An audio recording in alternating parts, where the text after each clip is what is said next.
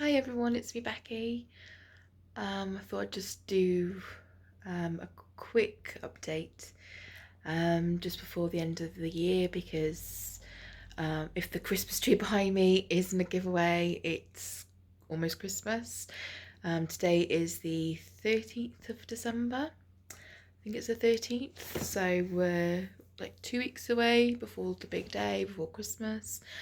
And I am praying that next year is better than 2020. We're all in the same boat. We've all had a bit of a shit year, haven't we? With one thing and another.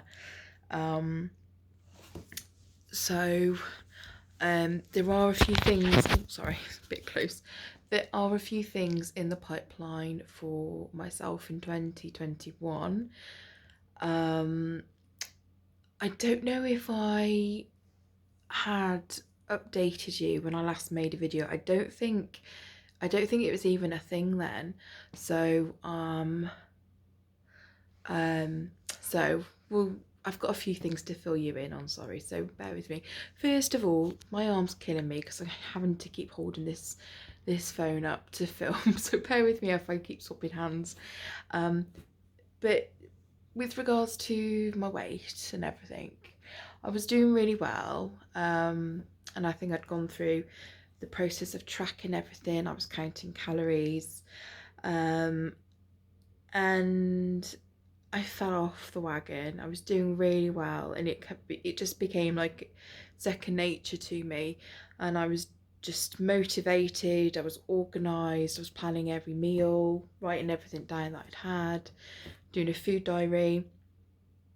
Um, and then, as you know, life just happens, and something stressful occurred in my life, like through work, and my focus was just pushed elsewhere and not on myself. Um, so it kind of forced me to pick up bad habits again. Um, you can see on my face that I've put, a bit of weight back on to what I was. Um, so and that sort of happened back in like September. Um, and I've tried several times since to kind of get back onto what I was doing, the healthy eating, um, but no success. And it's not because I haven't tried. I have tried multiple times, where it's got to the point where I just feel like a failure each time I don't stick to it again. Um, I've had, I've lost a few pets between uh, November and October and November. We lost. It sounds silly because a lot of people won't understand, but we lost two chickens on the same day. And our chickens are rescue chickens that we care for, and to us, we love them as much as we do our cats. And we spend more time with the chickens than we do with any human beings. They're very special to us. The one died in my arms, and we'd nursed her for about a month, and she'd actually come to live with us. She was poorly, and I think we took her to the vets, and I think they misdiagnosed her. Um, so really, we should have had her put to sleep, but sadly, she suffered in her sort of final day before she passed, and it was quite traumatic. Sounds really drama-ish, but it was quite traumatic to go through. Um, Bless her. So she passed away in my arms, and that really got to me. Um, and then we buried her the next day. So she died that night actually. So it was about 2 o'clock. She passed away in the morning. And then we didn't bury her until the following day. I think it was about 11 o'clock the next morning that we'd buried her, and then I went to go and check on the other chickens, and We had another poorly chicken. I brought her inside thinking that she had perhaps a soft egg or something and she needed to pass it.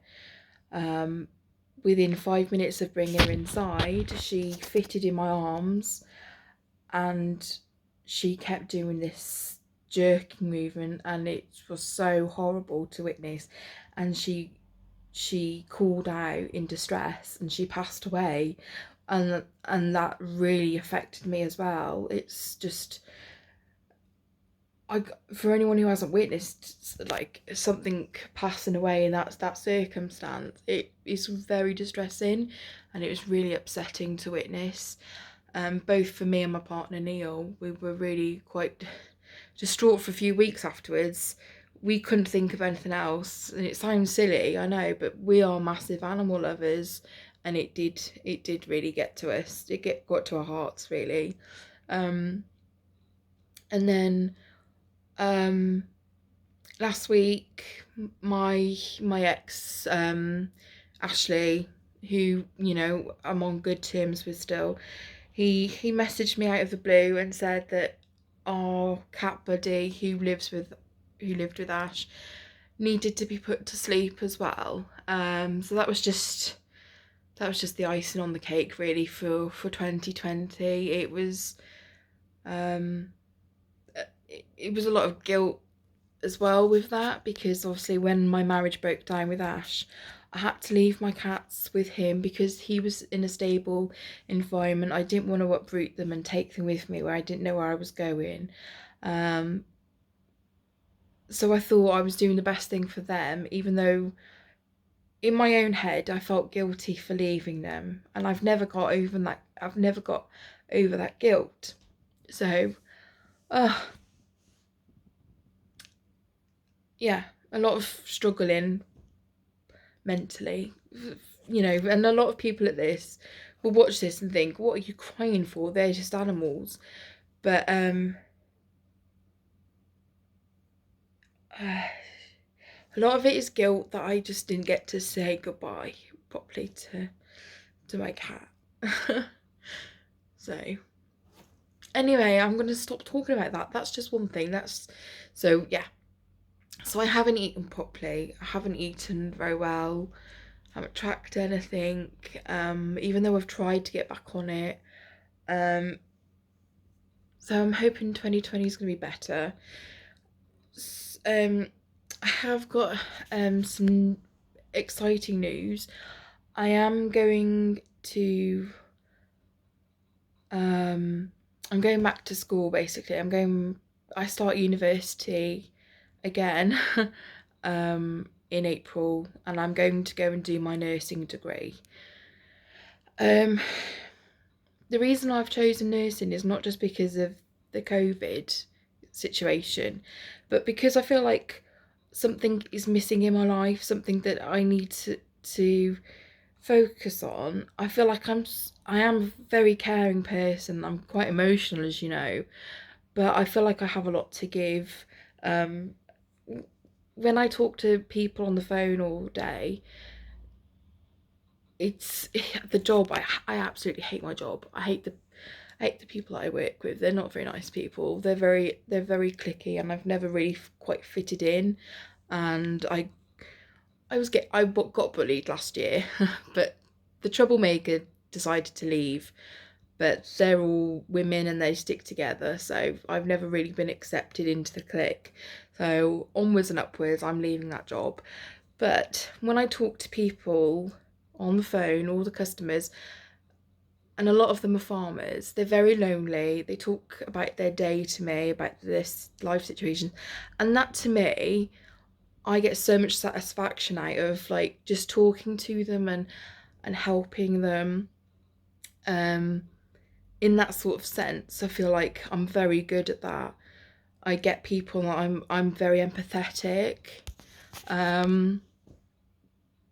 So I mean, my mum's a nurse as well, so I kind of know what the situation is for nursing. It's not all good. I know, and it's very hard work. You're on your feet for so long, for lots of hours. I have done caring in the past as well, so excuse me, I'm getting a little bit toasty. So I know that the hours can be very long. I'm just going to turn this heating off, just bear with me. So I've lost my train of thought now. So yeah, I'm going to university. I start in April. I've got an unconditional offer, which is fantastic. I haven't told a soul. The only person that knows is Neil this whole time, and this has been going on since August that I've been arranging this on the quiet. Because I didn't want to tell people and it not go ahead, because that's so embarrassing. And I also didn't want the negativity to affect me, because I know that my mum will try and put some doubts in my mind, saying that it's the wrong career choice and things like that. And I don't need that. I don't need negativity. I need positivity. Yeah. So that is the plan. And I still haven't had any appointments yet regarding the revision surgery, and I don't even know if it's going to go ahead, if I'm going to get accepted. Who knows? I do have an appointment, a telephone appointment in January with Viv. I think it's Viv, who is the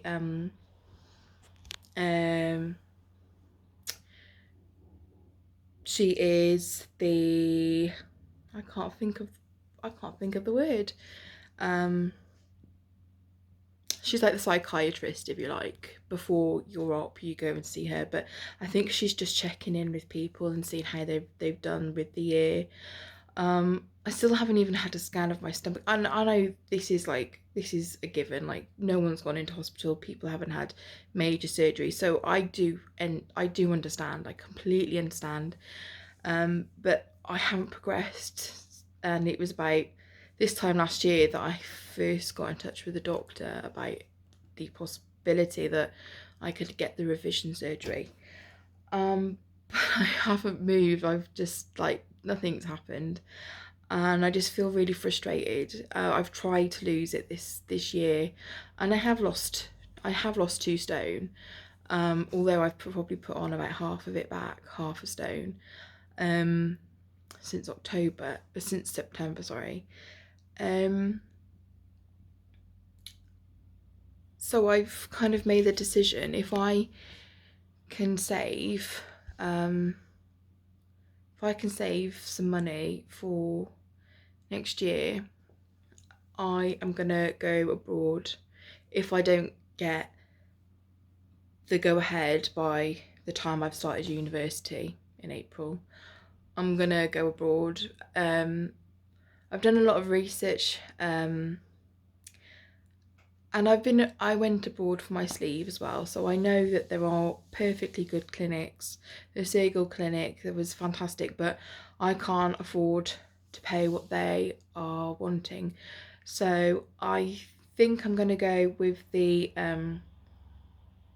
I forgot the word now. The Ermit, is it the Ermit Hospital in Turkey, the clinic in Turkey? I've heard great reviews. I've watched some YouTube videos of ladies that have gone from the UK. I've been in touch with people as well who've been from the UK and got their opinions, and it's within my price range. So that's the goal. That is what the plan, I think, for 2021 is going to be. I obviously don't want to have to go through and have the bariatric surgery again, but I do feel like I won't be able to give my all to nursing with the weight that I have to carry around. There's no way that I'm going to be able to do these shifts and carry an extra person around, with me. I just can't physically. I just don't think I can physically do it. But saying that, I think maybe once I do perhaps qualify way into the future, bariatric nursing would be something that really interests me, because obviously I've been there firsthand and I can sympathise with a lot of people. maybe, who knows, we'll see. We'll see what, the future does hold. It's a 3-year degree. Obviously I've been to university before. I went back in 2015 and I had to drop out with, one thing and another. So I feel like I've got my shit together. I've kind of got myself stable again after a lot of, a few years of wondering, not having any sort of goal, or, I've just felt like I've wandered through life, with no goals or plan and belonging anywhere. Well, I feel like I've got roots now, and I feel like this is the time for me before I get too old. I'll be 35 in January. I still haven't got any children. I still haven't been able to conceive. And if I want IVF, or if I want to have any chance of having a happier future, I need to do this. And I know I failed at it before. That's what scares me. But I feel like I know what's involved now. I know what's at stake. Not that I didn't before, but just know that I can't fail this time. There is just no going back. It's all or nothing now. So yeah, sorry, I've rambled on this video quite a bit. I look a bit of a state because I haven't done anything with my hair. I've just literally washed it and let it dry. But I had the house to myself, so I thought I'd do a nice little video, update you guys. And I'll try and update you again in the new year, after my appointment with Viv, and let you know what's going down. All right then. If I don't see you before then, have a lovely Christmas, everyone. I hope it's a fantastic one given the circumstances.